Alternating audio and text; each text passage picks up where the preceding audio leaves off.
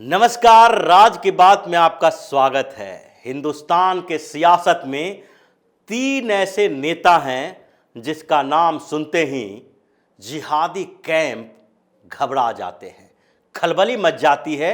इन लोगों की रूहें कांप जाती है कि कब इनके मुंह से कौन सा फरमान निकलेगा और उसके बाद जिहादी कैंप की हेकड़ी निकल जाएगी। इसमें से पहला नाम गृह मंत्री अमित शाह का आता है, जिन्होंने हर जगह हर मौके पर इनको ऐसा करारा तमाचा लगाया है जिससे ये बिलबिला उठे हैं। चाहे दंगे का मामला हो या फिर प्रधानमंत्री नरेंद्र मोदी के खिलाफ साजिश का मामला हो, गुजरात में हो या फिर कश्मीर में आर्टिकल 370 के बाद हंगामा करने को लेकर इन लोगों ने जो गुपकार गैंग बनाया था, उस गुपकार गैंग को सपोर्ट करने का मामला हो, यानी कि पूरे हिंदुस्तान में जहां जहां पर भी ये सर उठाने की कोशिश करते हैं, इनको एक ही नाम, एक ही चेहरा याद आता है और वो है केंद्रीय गृह मंत्री अमित शाह।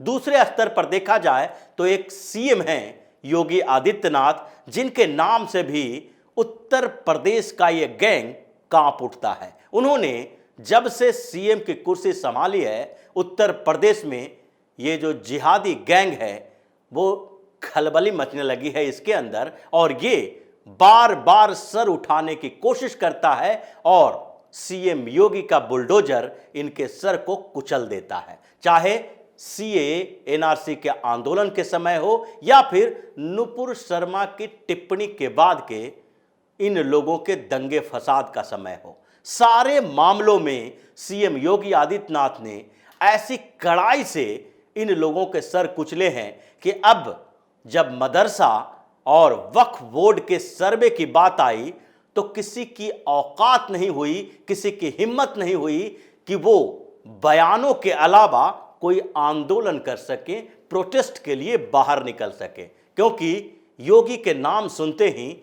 इन लोगों की तबीयत बिगड़ने लगती है। और तीसरे एक और मुख्यमंत्री हैं असम के हेमंत बिस्व शर्मा। हेमंत बिस्व शर्मा भी ऐसे ही कठोर और तगड़े फैसला लेने वाले, एक्शन मोड में रहने वाले सीएम हैं, जिनके नाम से असम में ये पूरा जिहादी गैंग कांप उठता है। तो अब बात करेंगे हेमंत बिस्व शर्मा के उस तगड़े फैसले से, उस एक्शन से, जिसके कारण असम के जिहादी गैंग में कोहराम मचा हुआ है। ये हंगामा खड़ा कर रहे हैं कि वहां पर मुसलमानों के खिलाफ सरकार दोहरी नीति अपना रही है, मुसलमानों को दबाने की कोशिश कर रही है, उसके अपनी पहचान और संस्कृति के ऊपर हमला कर रही है। तो दरअसल बात हुई मियां म्यूजियम से लेकर। मियां म्यूजियम यानी कि मियां संग्रहालय का उद्घाटन किया गया और ये संग्रहालय मुसलमानों का है, यानी मियां शब्द जो आया है उन मुसलमानों के लिए आया है जो बंगाल से असम लाए गए थे। ये 1890s के दशक में लाए गए थे, जब ब्रिटिश हुकूमत थी। उन लोगों को बंगाल यानी पश्चिम बंगाल, पूर्वी बंगाल, दोनों की बात हो रही है, जो आज बांग्लादेश है और दूसरी तरफ हमारे यहाँ पश्चिम बंगाल है। ये पूरे बंगाल प्रोविंस से जो बांग्ला भाषी मुसलमान थे उन्हें असम लाकर बसाया गया था और ये लोगों को मियां कहा जाने लगा क्योंकि ये बांग्ला बोलते थे। इसकी संस्कृति थोड़ी डिफरेंट थी, लेकिन समस्या उन लोगों से नहीं है जो 1890 के आसपास या उसके बाद असम के चाय बागानों में काम करने के लिए आए।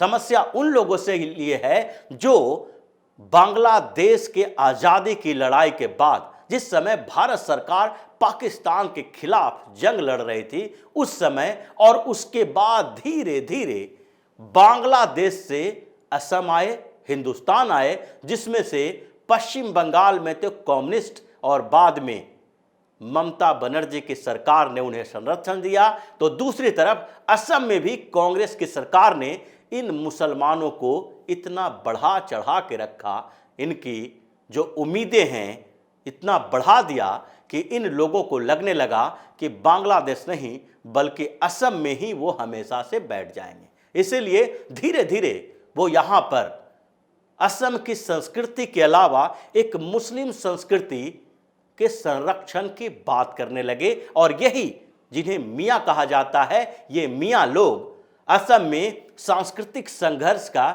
एक एजेंडा लेकर आए और जिसके कारण असम में कई बार हंगामा भी हुआ। यह सांस्कृतिक टकराव था क्योंकि असम के लोग जो असमिया संस्कृति के वाहक हैं, वहां की संस्कृति को बचाए रखना चाहते हैं, उसमें ये अपने नियम कायदे तौर तरीके रहन सहन पहनावा ओढ़ावा इनका जो है वो उसी तरीके को प्रमोट करने की कोशिश करते हैं। इसी दरमियान जो ये लोग मियाँ संस्कृति को प्रमोट कर रहे थे, उसमें पहले मियाँ शायरी, मियाँ स्कूल खोले गए, मियाँ शायरी लाई गई। जो शेर व शायरी का तरीका इनका था, इनका बोलने का लहजा था, उसमें शेर व शायरी लाया गया। उस समय भी हेमंत बिस्व शर्मा ने इसका विरोध किया था, लेकिन हंगामा कर दिया गया कि ये मुसलमानों को दबाने की कोशिश की जा रही है और इसलिए हेमंत बिस्व शर्मा इन लोगों को अपनी भाषा,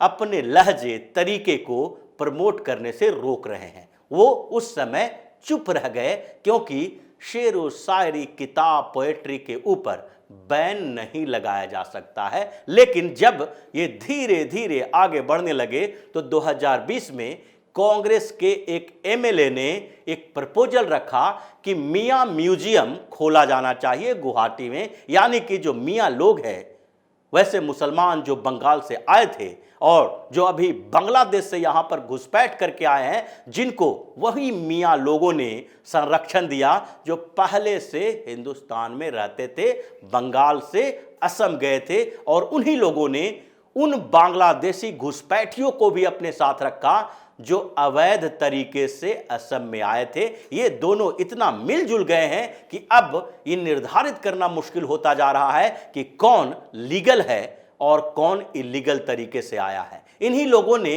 अपनी संस्कृति की सुरक्षा के लिए एक म्यूजियम बनाने की मांग रखी, लेकिन 2020 में हेमंत बिस्व शर्मा ने इसे ठुकरा दिया।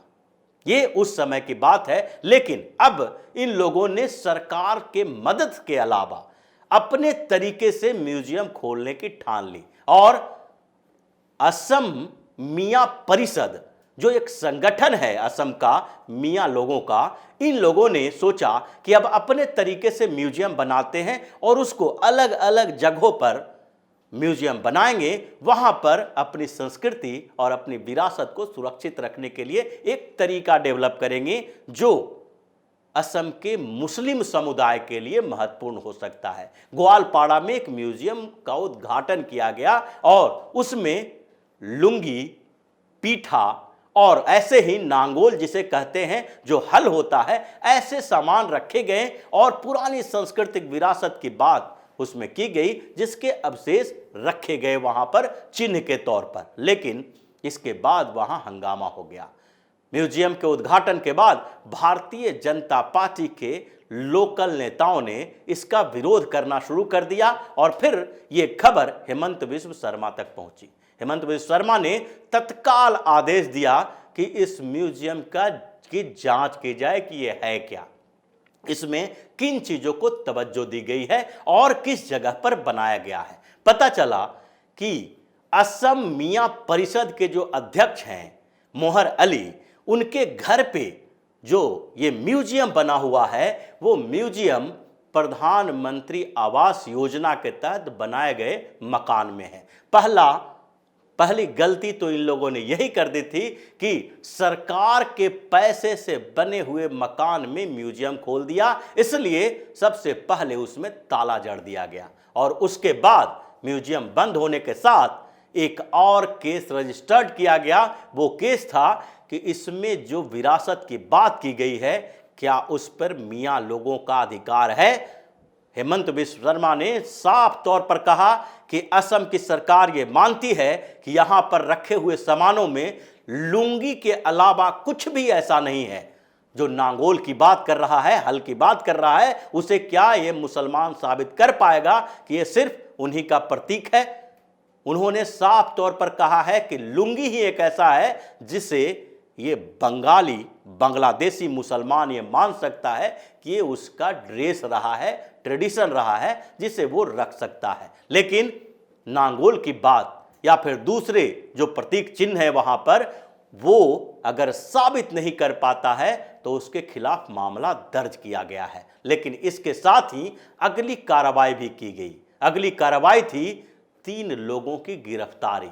वो थे मियां, जो असम मियां परिषद है उसके अध्यक्ष मेहर अली, और दूसरा बातूनी शेख, और तीसरा तानू दादू मियां, ये जिसने उद्घाटन किया था इसका। इन तीनों को अलग अलग जगहों से पकड़कर जेल में डाल दिया गया और हेमंत बिश्व शर्मा ने इन तीनों की पूरी कॉन्स्पिरेसी की जांच करवाई।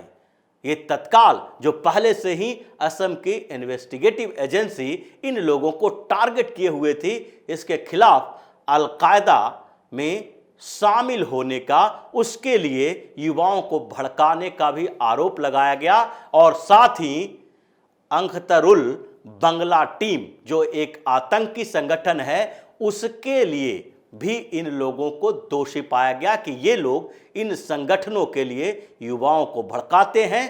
और असम मियां परिषद तो एक ढाल है, जबकि इनका मेन काम आतंकी संगठनों को उन युवाओं के लिए ट्रेनिंग देना है, जो इस असम मियां परिषद के इस ढाल के नीचे संगठन बनाकर इन लोगों से बातचीत करते हैं, माइंड वॉश करते हैं और सरकार के खिलाफ इसका उपयोग करने के लिए इन आतंकी संगठनों को इनके लिए भेजते हैं। तो ये सारे आरोप लगाए गए, यूएपीए के तहत इनके ऊपर मुकदमा दर्ज किया गया है और अब असम में इस बात को लेकर कोहराम मचना शुरू हो गया है।